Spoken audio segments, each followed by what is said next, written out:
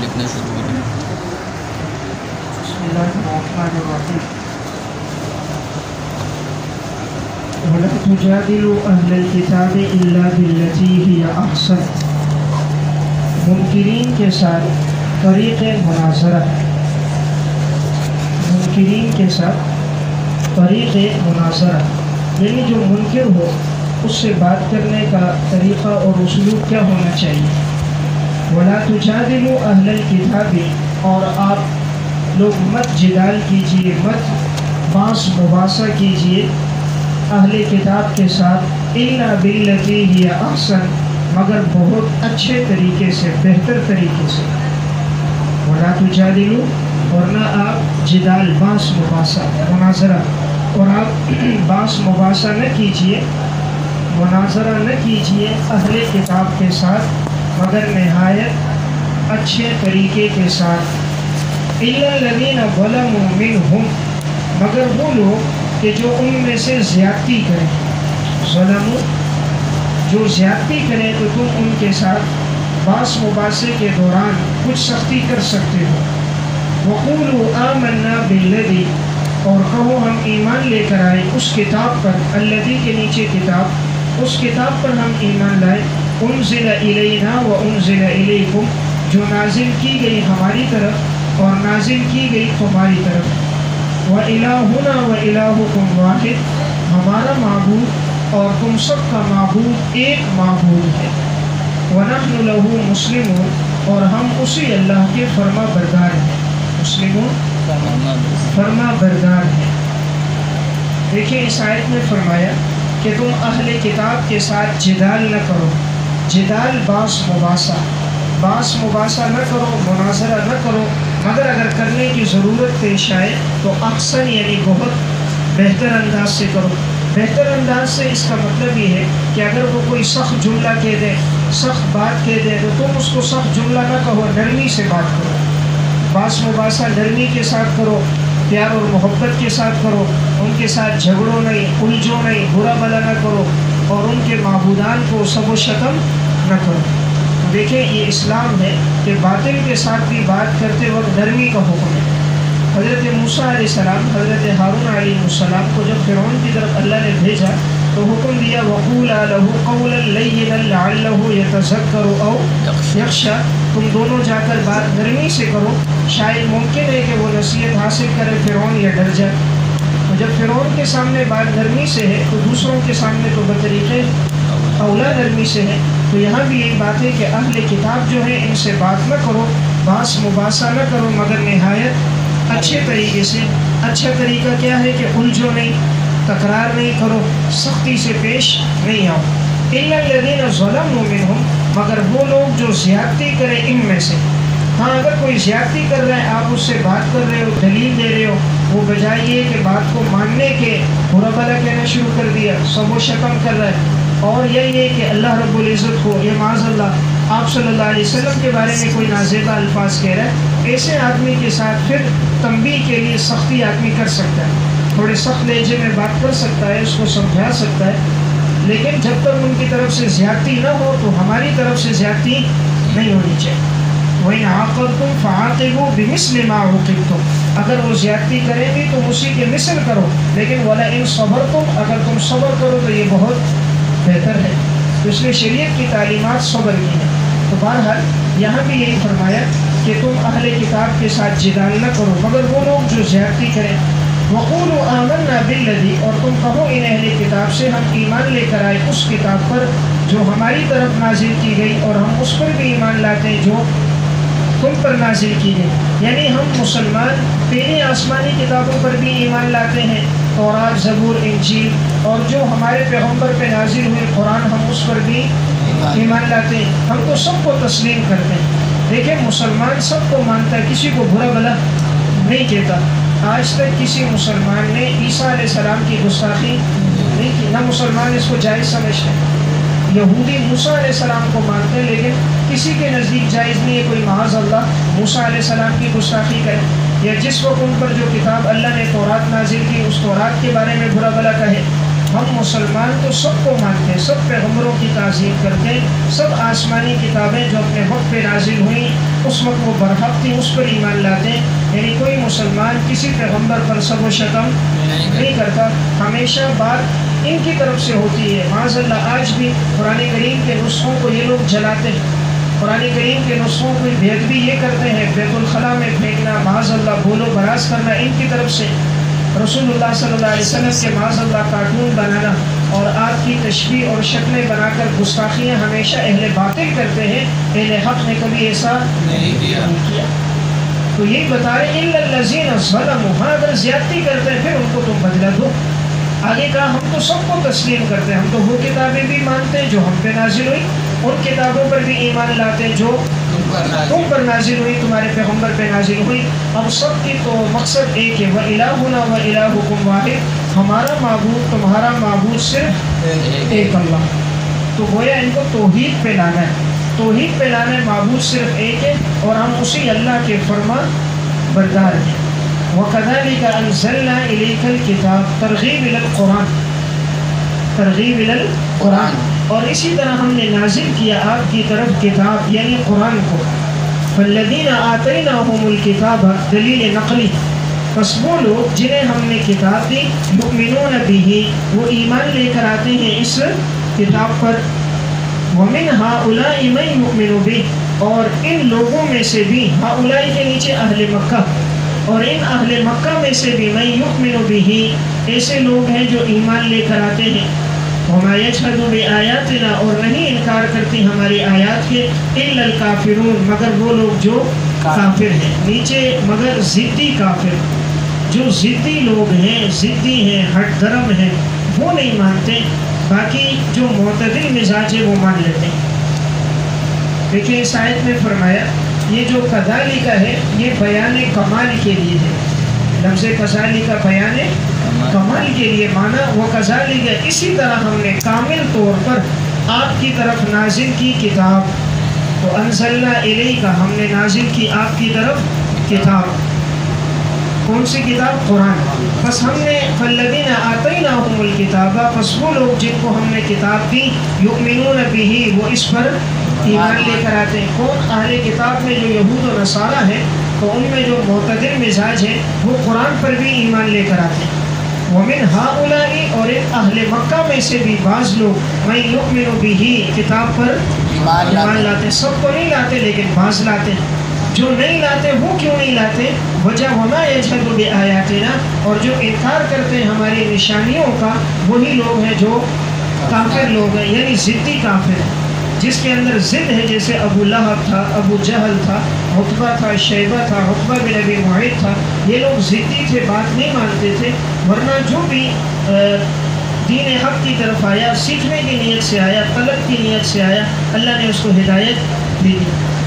وما كنت تتلو من قبلہ، دلیل عقلی برائے اثبات رسالت، دلیل عقلی برائے اثبات رسالت. عقلی دلیل دی گئی ہے آپ صلی اللہ علیہ وسلم کی رسالت کے اثبات پر کہ آپ اللہ کے پیغمبر ہیں. عقلی دلیل کیا ہے؟ کہ بھئی آپ صلی اللہ علیہ وسلم اس قرآن کریم سے پہلے نہ آپ کوئی کتاب لکھ سکتے تھے، نہ آپ تحریر لکھ سکتے ہیں، نہ آپ پڑھ سکتے تھے، نہ مطالعہ کر سکتے تھے. آپ تو امی ہیں، یعنی آپ صلی اللہ علیہ وسلم لکھنا پڑھنا نہیں جانتے. اللہ تعالیٰ نے براہ راست آپ کو علم دیا، براہ راست آپ کو اللہ نے دین دیا، آپ کو سکھایا. تو دنیا میں آپ صلی اللہ علیہ وسلم کا کوئی استاذ نہیں، آپ کو اللہ نے علم دیا تو آپ امی ہو. اگر آپ پڑھے لکھے ہوتے پھر اعتراض ہوتا، کوئی معاذ اللہ یہ کہہ دیتا یہ پیغمبر پڑھا ہوا ہے، اس نے سابقہ کتابوں کا مطالعہ کر کے ان مضامین کو بنا کر نئی کتاب بنا کے لے آیا. جیسے آج مصنف 4-5 کتابیں سامنے رکھ کر ایک کتاب لکھ لی تو اب اس کو کہہ سکتے ہیں اس نے وہاں سے لیا. لیکن جو ہو خود ہی ان پڑھ اور پڑھا ہوا نہ ہو اور وہ ایسی فصیح اور بلیغ کتاب لے کر آئے جس کا مثل 1400 سال میں کوئی نہ لا سکا، تو یہ دلیل ہے کہ بھئی آپ علیہ السلام اللہ کے سچے پیغمبر. تو اللہ تعالیٰ نے آپ کی نبوت پر عقلی دلیل دی کہ اللہ کے بندوں دیکھتے نہیں ہو کہ جو لکھنا پڑھنا نہیں جانتا ایسی کتاب لے کر آیا جس کا مثل تم بھی نہیں لا سکتے. وما كنت تتلو من قبلہ، اور نہیں تھے آپ پڑھتے کہ آپ اس سے پہلے، قبلہ کی ضمیر قرآن کی طرف ہے، آپ نہیں تھے کہ آپ پڑھنے والے ہوتے اس قرآن سے پہلے من کتاب، کسی کتاب کو، اس قرآن سے پہلے آپ کسی کتاب کو پڑھنے والے نہیں تھے. وَلَا تَخُطُّهُ بِيَمِينِكَ، اور نہیں آپ لکھتے تھے اپنے دائیں ہاتھ سے. آپ لکھتے بھی نہیں تھے، یعنی لکھنا پڑھنا نہیں جانتے تھے. اِذًا لَارْتَابَ الْمُبْطِلُونَ، اس وقت البتہ شک کر دیتے باطل لوگ. اس وقت البتہ شک کر لیتے باطل لوگ. یعنی اگر آپ لکھنا پڑھنا جانتے، پھر باطل لوگ کہتے کہ پیغمبر نے اپنی طرف سے کتاب بنا لی، حالانکہ آپ تو نہیں جانتے. دیکھیں یہاں فرمایا آپ نہیں تھے اس قرآن سے پہلے پڑھنے والے کسی کتاب کو. کتاب نکرہ، آپ کسی فن کی کوئی کتاب پڑھنے والے نہیں تھے، اور آپ اپنے دائیں ہاتھ سے لکھنے والے نہیں تھے. اس سے معلوم ہوا لکھنا کس ہاتھ سے ہوگا؟ دائیں ہاتھ سے. اس سے عدد معلوم ہوا دائیں ہاتھ سے لکھا جائے گا، بائیں ہاتھ سے نہیں. ہر اچھا کام اور معزز کام جو ہوگا وہ دائیں ہاتھ سے ہوگا. اور اس سے یہ بھی معلوم ہوا کہ یہ اللہ کی طرف سے ایک اعزاز ہوتا ہے. اگر اللہ تعالیٰ کسی کو لکھنے کی پڑھنے کی توفیق عطا فرمائے، ہمارے لیے لکھنا پڑھنا اعزاز ہے. ہم جاہل ہوں گے تو یہ ہمارے لیے اعتراض ہے، لیکن پیغمبر نے دنیا میں کسی سے علم نہیں حاصل کیا، یہ آپ کے لیے بہت بڑا اعزاز ہے. سب سے بڑا معجزہ ہے کہ آپ نے دنیا میں کسی سے علم نہیں حاصل کیا، لیکن آپ کے جملوں کی تشریح آج تک علماء کر رہے ہیں، اس کا حق ادا نہیں ہوا. آپ کا ایک ایک جملہ ایسا فصیح اور بلیغ ہے، سینکڑوں مسائل کا استنباط ہو گیا، ایک ایک حدیث پر پوری پوری کتابیں لکھی گئی. تو اللہ نے ایسا پھر آپ کو علم عطا فرمایا. بل ہوا آیات بینات، بلکہ ہوا ضمیر قرآن کی طرف ہے، بلکہ یہ قرآن کریم یہ آیات ہے واضح، آیات ہیں، نشانیاں ہیں، بینات واضح، فی صدور الذین اوتوا العلم، جو اہل علم کے سینوں میں ہیں، جو سینوں میں ہیں ان لوگوں کے جنہیں علم دیا گیا. قرآن کے بارے میں کہا گیا بل ہوا، یہ قرآن کریم یہ آیات ہیں واضح ان لوگوں کے سینوں میں جنہیں علم دیا گیا. جنہیں اللہ نے علم دیا ہے انہیں اللہ نے توفیق دی، انہوں نے قرآن کو یاد کیا. آج بھی دیکھیں اہل علم کے سینوں میں قرآن کریم موجود ہے، انہیں قرآن حفظ ہے، قرآن یاد ہے. اور یہاں آیت میں اہل علم کی تعریف بھی ہے کہ اللہ تعالیٰ کن کو یہ فضیلت دیتا ہے جو اہل علم ہوتے ہیں. وما یجحد بآیاتنا، اور نہیں انکار کرتے ہماری نشانیوں کے، الا الظالمون، مگر وہ لوگ جو ظالم لوگ ہیں. ظالم کون ہے؟ مشرک. جو مشرک لوگ ہوتے ہیں، کافر لوگ ہوتے ہیں، یا گناہ کر کر کے جن کا دل سیاہ ہو جاتا ہے، ایسے ظالم لوگ ہماری نشانیوں کا، معجزات کا انکار کرتے ہیں. ورنہ جو منیب ہو، رجوع کرنا چاہے تو وہ انکار نہیں کرتا. وقالوا لولا انزل علیہ، شکوہ منکرین، شکوہ منکرین، منکرین کی طرف سے یہ شکوہ اور اعتراض ہے. یہ لوگ کہتے ہیں لولا انزل علیہ آیات من ربہ، کیوں نہیں نازل کیا جاتا اس رسول پر کوئی نشانی اس کے رب کی جانب سے، کیوں نہیں نازل کی جاتی آیات، کوئی نشانیاں من ربہ، اس کے رب کی جانب سے. دیکھیں مشرکین یہ کہتے تھے کہ اس پیغمبر پر نشانیاں کیوں نہیں نازل کی جاتی. نیچے لکھے فرمائشی معجزہ، آیات من ربہ فرمائشی معجزہ، یعنی جو معجزہ ہم چاہتے ہیں وہ اس پیغمبر پر نازل نہیں ہوتے. قل، جواب شکوہ اجمالی، جواب شکوہ اجمالی، شکوے کا جواب اجمالی یہ ہے قل انما الآیات عند اللہ، یقیناً یہ نشانیاں اللہ کے اختیار میں ہیں.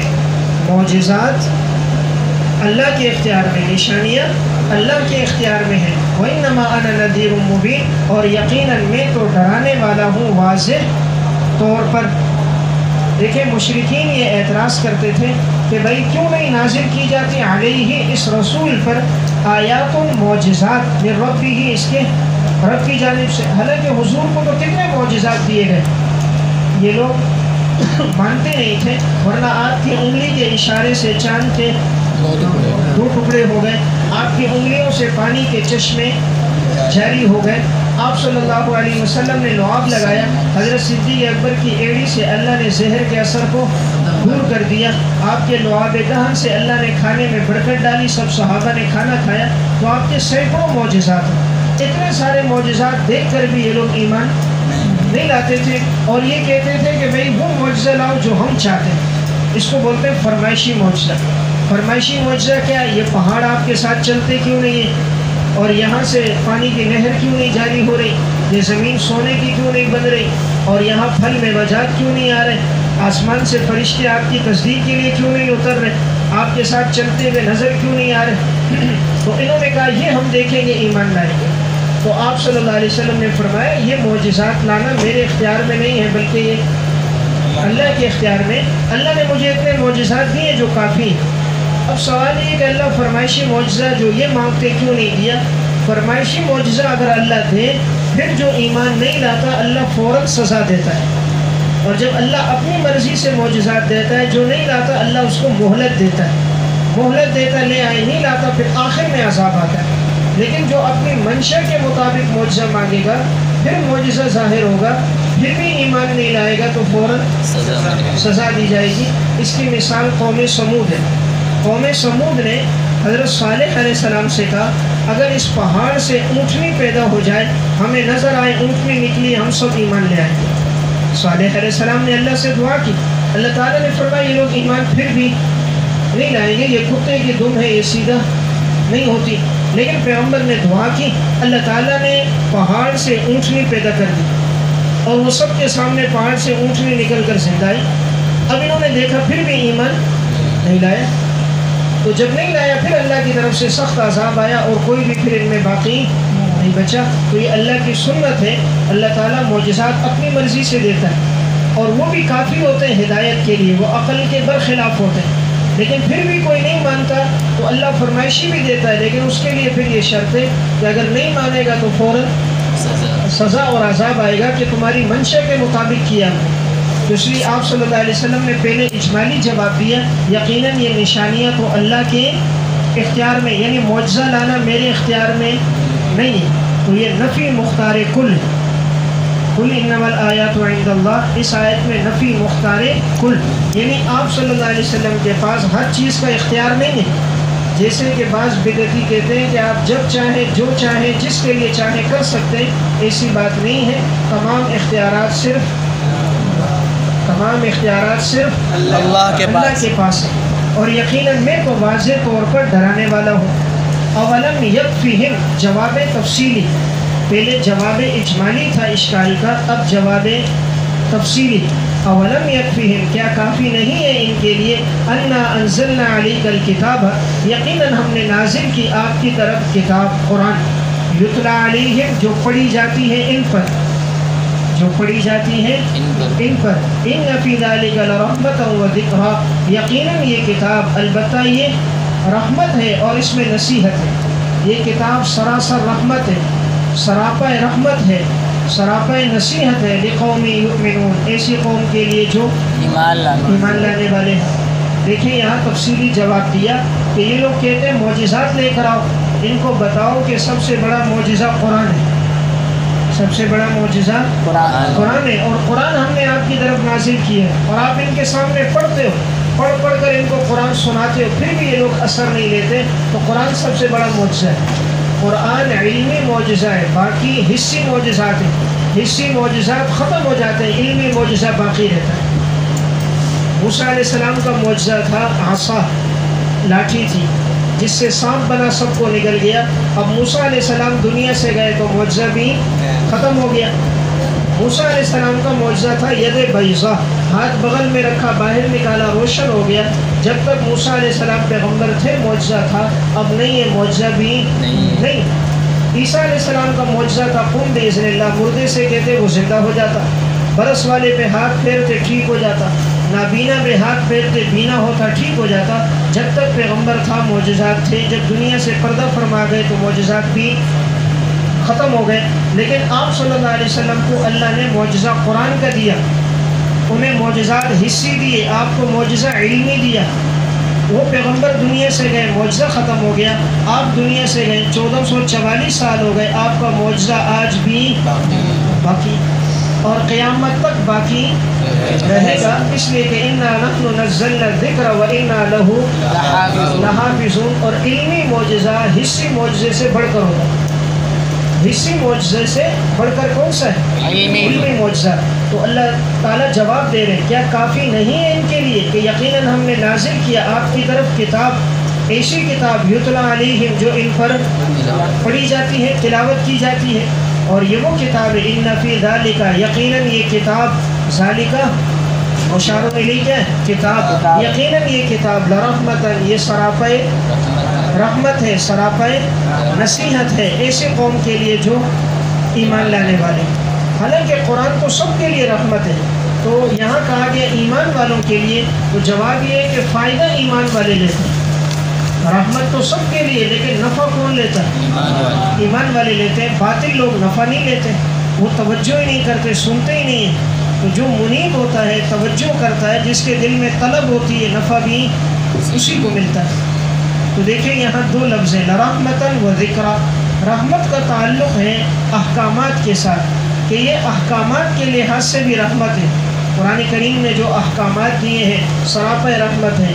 ایسے حکم نہیں دیے کہ جو انسان کے بس میں نہ ہو، جس کا انسان مکلف بنایا جائے اور انسان کی طاقت نہ ہو۔ لا یکلف اللہ نفسا الا وسعها، اللہ نے وہی حکم دیا جس کی انسان کو وسعت اور طاقت ہے۔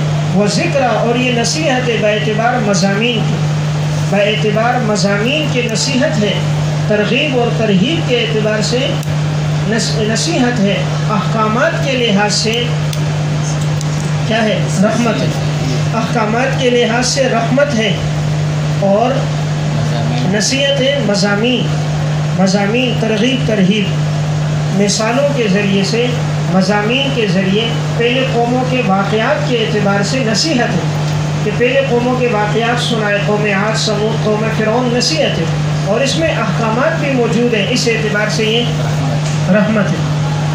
قل کفی باللہ بینی، اس بات رسالت کی دلیل نمبر 2۔ دیکھیں پہلے اس بات رسالت کی دلیل عقلی نمبر 1 تھی نا، کہ آپ اپنے ہاتھ سے لکھنا پڑھنا نہیں جانتے۔ اب یہاں اس بات رسالت کی دوسری دلیل ہے، قل کفی باللہ بینی، فرما دیجئے کافی ہے اللہ تعالیٰ میرے اور تمہارے درمیان گواہ، یعلم ما فی السماوات والارض، شرط شہادت، شرط کہا نا اللہ شہید ہے، تو شرط شہادت، شہادت کی شرط، یعلم وہ اللہ جانتا ہے جو کچھ آسمانوں میں ہے اور جو کچھ زمینوں میں ہے، والذین آمنوا بالباطل، انجام عناد، انجام عناد ضد کا انجام، اور جو ایمان لے کر آتے باطل پر، جو باطل پر، ناحق چیزوں پر، جھوٹ پر ایمان لاتے ہیں، وکفروا باللہ، اور انکار کرتے ہیں اللہ کی ذات کا، اولئک هم الخاسرون، یہی لوگ خسارہ پانے والے ہیں۔ دیکھیں اس آیت میں فرمایا، فرما دیجئے کافی ہے اللہ میرے اور تمہارے درمیان شہیداً گواہ، یعنی کسی اور کی ضرورت نہیں ہے وہ پیغمبر کی گواہ نبوت کو مانے۔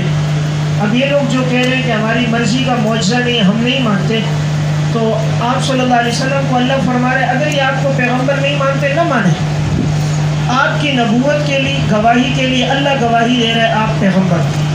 تو جب اللہ آپ کو پیغمبر مانتا ہے، ایمان والے نبی مانتے، تو اگر یہ نبی مانے جن کی مثال خس و خاشاک اور جھاگ کی طرح ہے، یہ نبی مانے تو کوئی حرج نہیں ہے۔ اللہ آپ کو پیغمبر مان رہا ہے، تو قل کفی باللہ بینی، فرما دیجئے کافی ہے اللہ میرے اور تمہارے درمیان گواہ، یعلم، اور اللہ وہ ہے جو گواہی دے رہا ہے، جو آسمانوں میں جو کچھ ہے وہ بھی جانتا ہے، زمین میں جو کچھ ہے وہ بھی جانتا ہے۔ یعنی پیغمبر اللہ کی طرف کوئی ایسی بات منسوب نہیں کر سکتا جو اللہ کو پتہ نہ ہو۔ آدمی کسی کو قاصد بنا لیتا ہے، وزیر بنا لیتا ہے، کبھی قاصد جو ہے ایسی باتیں منسوب کر لیتا ہے، وکیل موکل کی طرف ایسی چیز کی نسبت کر دیتا ہے جو موکل نے اس کو حکم نہیں دیا۔ اللہ نے آپ کو پیغمبر بنایا، آپ کے ہر قول و فعل جو بھی ہے اللہ سب کو خوب جانتا ہے، وہ آسمان زمین میں جو بات ہے اللہ سب کو جانتا ہے۔ والذین آمنوا، اب جو ایمان نہیں لاتے اس کی وجہ کیا ہے؟ جو نہیں لاتے حقیقت میں وہ ایمان لے کر آئے بالباطل، کس پر؟ باطل پر، ناحق چیزوں پر، ناحق چیزوں پر ایمان لائے۔ کوئی بتوں پر ایمان لایا ہوا ہے، کوئی معبودان باطلہ پر ایمان لایا ہوا ہے، تو انہوں نے ناحق اور جھوٹی چیزوں پر ایمان لایا، وکفروا باللہ، اور اللہ کی ذات کا انکار کر دیا۔ اب جو باطل پر ایمان لائے گا، اللہ کا انکار کرے گا، اولئک هم الخاسرون، یہی لوگ نقصان والے ہوں گے. یعنی یہ پیغمبر کا نقصان نہیں کر رہے، یہ ایمان والوں کا نقصان نہیں کر رہے، ایمان نہ لا کر یہ نقصان اپنا کر رہے ہیں. طالب علم محنت نہ کرے، مثلا وہ کسی کا نقصان نہیں کر رہا، وہ خود خسارے میں جا رہا ہے، وہ استاذ یا ادارے کا نقصان نہیں ہے. تو اس لیے اگر کوئی ہدایت پہ نہیں آتا وہ اپنا نقصان کر رہا ہے. والذین ویستعجلونک بالعذاب، زجر اور تخویف دنیاوی، زجر اور تخویف دنیاوی. زجر کہتے ہیں ڈانٹ کو، ڈانٹنا. تخویف دنیاوی کا مطلب دنیاوی طور پہ ڈرانا، یہ ایک اصطلاح ہے. تخویف دنیاوی یعنی دنیاوی طور پہ ڈرانا. ویستعجلونک بالعذاب، اور یہ لوگ جلدی طلب کرتے ہیں آپ سے عذاب کو، جلدی طلب کرتے ہیں عذاب کو. ولولا اجل مسمى، اگر نہ ہوتا ایک وقت مقرر، اگر نہ ہوتا ایک وقت مقرر، لجاءہم العذاب، البتہ آ جاتا ان پر عذاب. وَلَيَأْتِيَنَّهُمْ بَغْتَةً، البتہ ضرور بھی ضرور آئے گا ان پر عذاب اچانک، ضرور بھی ضرور آئے گا عذاب ان پر اچانک. وَهُمْ لَا يَشْعُرُونَ، اور انہیں پتہ بھی نہیں چلے گا، انہیں شعور بھی نہیں ہوگا، پتہ بھی نہیں چلے گا. دیکھیں اس آیت میں فرمایا یہ لوگ یعنی یہ مشرکین مکہ اور کفار جلدی طلب کرتے ہیں آپ سے عذاب. یعنی یہ لوگ حضور کے پاس آتے کہ معاذ اللہ، آپ کہتے ہو اللہ کا عذاب آئے گا، نہیں مانیں گے، لے کر آؤ نا عذاب، لے کر آؤ عذاب، کیوں نہیں آتا؟ اللہ تعالیٰ نے جواب دیا عذاب کے لیے وقت مقرر ہے. ولولا اجل مسمى، اگر نہ ہوتا ایک وقت مقرر، اللہ نے لوح محفوظ میں لکھ دیا ہر چیز، کس قوم کو کس وقت عذاب دینا ہے، کس کو کس وقت موت دینی ہے، اور کس کی موت کا کیا سبب ہے، یہ ساری چیزیں اللہ نے لکھ دی ہیں. اگر یہ وقت مقرر نہ ہوتا لجاءہم العذاب، تو البتہ فوراً ان پر عذاب آ جاتا.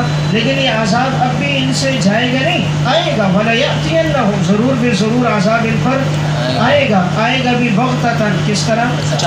اچانک، اور انہیں کوئی پتہ نہیں ہوگا. سوئے میں ہوں گے، اللہ کا عذاب آئے گا، جیسے ہوا قوم سمود پہ، ایک چیخ آئی، سب کے سب اونڈے منہ گر گئے. اسی طرح قوم لوط پر ہوا، آسمان سے پتھروں کی بارش ہو گئی. جبرائیل علیہ السلام نے زمین اٹھائی، اوپر سے نیچے پٹخ دیا. قارون کو اللہ نے زمین میں دھسا دیا، فرعون کو اللہ نے غرق کر دیا. تو یہ جتنے لوگوں پر عذاب آیا، کوئی بھی اپنے آپ کو عذاب سے بچا نہیں سکا. یستعجلونک بالعذاب، تخویف اخروی، تخویف اخروی. پہلے دنیاوی اعتبار سے ڈرایا گیا، اب اخروی اعتبار سے ڈرایا گیا. یہ لوگ جلدی طلب کرتے ہیں آپ سے عذاب. وَإِنَّ جَهَنَّمَ لَمُحِيطَةٌ بِالْكَافِرِينَ، یقیناً جہنم البتہ گھیرنے والی ہے کافروں کو، گھیرنے والی، احاطہ کرنے والی. یقیناً جہنم احاطہ کرنے والی ہے، گھیرنے والی ہے کافروں کو. دنیا میں بھی اللہ عذاب دے گا، مرنے کے بعد جہنم میں جب جائیں گے تو جہنم سارے کفار کا احاطہ کرے گی، کوئی بچ نہیں سکے گا. جیسے قلعہ سے اب دیوار نے ہم سب کا احاطہ کیے، کوئی نہیں بچ سکتا. تو ایسا نہیں ہے کوئی کافر اللہ کے عذاب سے نکل کے بھاگ جائے، کنارے سے بھاگ جائے، تعلق بنا کے بھاگ جائے، چائے پانی دے کے بھاگ جائے، تو ادھر چائے پانی نہیں چلے گا. وَإِنَّ جَهَنَّمَ لَمُحِيطَةٌ، یقیناً یہ جہنم البتہ گھیرنے والی ہے کافروں کو. اس سے معلوم ہوا جہنم حقیقت میں بنی ہے کافر کے لیے، جہنم بنی ہے کافر کے لیے. مسلمان جائے گا تطہیر کے لیے. مسلمان کس کے لیے جائے گا؟ تطہیر، پاکی کے لیے، پاک ہونے کے لیے. جیسے کپڑے دھونے کی مشینیں، آپ کپڑا ڈالتے ہیں اس میں تو وہ کپڑا ہوتا ہے تطہیر، صاف ہو جائے. جب صاف ہوتا ہے نکال لیتے ہیں، پھر پہن لیتے ہیں. تو اب کپڑے کو مشین میں ڈالا گیا کس کے لیے؟ صاف ہونے کے لیے. مسلمان جہنم میں جائے گا گناہوں سے پاک ہونے کے لیے. جہنم مسلمان کے لیے نہیں بنی، بلکہ مسلمان کے لیے جنت اللہ نے بنائی، جہنم اللہ نے کافر کے لیے بنائی. یوم یغشاہم العذاب، اور جس دن ڈھانپ دے گا انہیں عذاب، جس دن یغشا ڈھانپنا، ڈھانپ دے گا انہیں عذاب. من فوقہم، ان کے اوپر سے بھی، ومن تحت ارجلہم، اور ان کے پاؤں کے نیچے سے بھی، ارجلہم پاؤں کے نیچے سے بھی. ویقول، اور اللہ تعالیٰ فرمائے گا، یقول کا فاعل اللہ ہے، اللہ تعالیٰ فرمائے گا ذوقوا چکھو ما کنتم تعملون جو تم دنیا میں عمل کرتے تھے، جو تم دنیا میں عمل کرتے تھے اب تم اس کا بدلہ چکھو۔ قیامت کے دن یہاں فرمایا اللہ کا عذاب ڈھانپ دے گا ان کو اوپر سے بھی اور نیچے سے بھی۔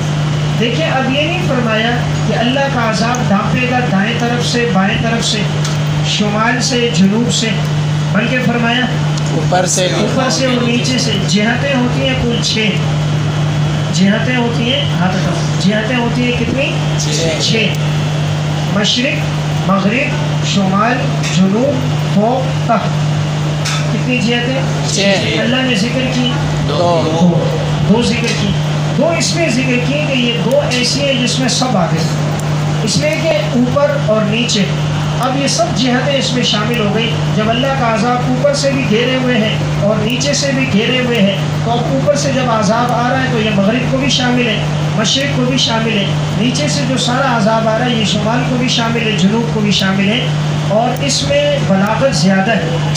دیکھیں اگر صرف مشرق مغرب ہو تو ایک جہت ہے، مثلا پیچھے سے آ رہا ہے آگے سے آ رہا ہے، آدمی کہے گا یار چلو اوپر تو عذاب نہیں ہے اوپر نکل جاؤں گا، جیسے کوئی جہاز میں اوپر جا رہا ہے، یا زمین میں نیچے چلا جاؤں گا، دریا کے اندر گھس جاؤں گا، بچ جاؤں گا، تو یہ عذاب ایسا ہے نیچے سے بھی آئے گا اوپر سے بھی آئے گا۔ اب 2 ہی راستے ہیں نا، نیچے اور اوپر، تو بھاگنے کے لیے تو اوپر جائے گا یا نیچے جائے گا، اگر ادھر ادھر جائے گا وہ تو خود اس میں شامل ہے، ادھر جائے گا یا ادھر جائے گا تو وہ نیچے ہو کے ادھر جائے گا تب بھی نیچے آ گیا، اوپر ہو کر جائے گا تو فوق میں آ گیا۔ تو یہ 2 جہتیں ایسی بلیغ ہیں کہ اس میں سب جہتیں شامل ہو گئی، اور اس میں اللہ کی قدرت کا بہت اظہار ہے۔ دیکھیں دنیا والوں کا عمل چلتا ہے آگے پیچھے پر، اوپر نیچے نہیں چلتا، کسی کی حکمرانی آسمانوں پہ نہیں چلتی، کسی کی حکمرانی زمین کی تہ میں سمندروں کے اندر نہیں چلتی، اللہ تعالیٰ وہاں بھی عذاب دینے پر قادر ہے۔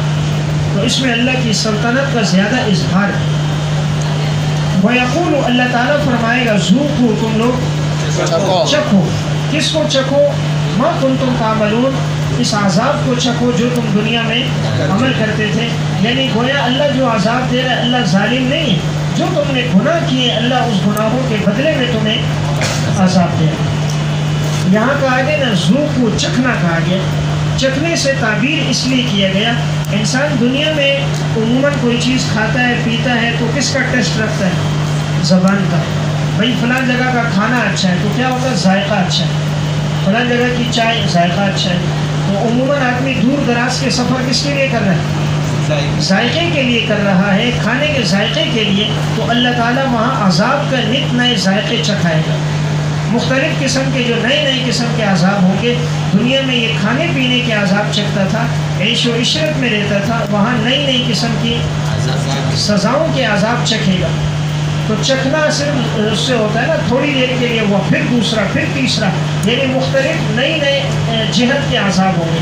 جیسے انسان دنیا میں نئی چیزوں کو چکھتا ہے، تھوڑی دیر کے بعد میرا ذائقہ ہے، تو اللہ نئے عذاب دے گا تاکہ زیادہ تکلیف ہو۔ ایک قسم کا عذاب ہونا عادت بن جاتی ہے، پھر تکلیف نہیں ہوتی۔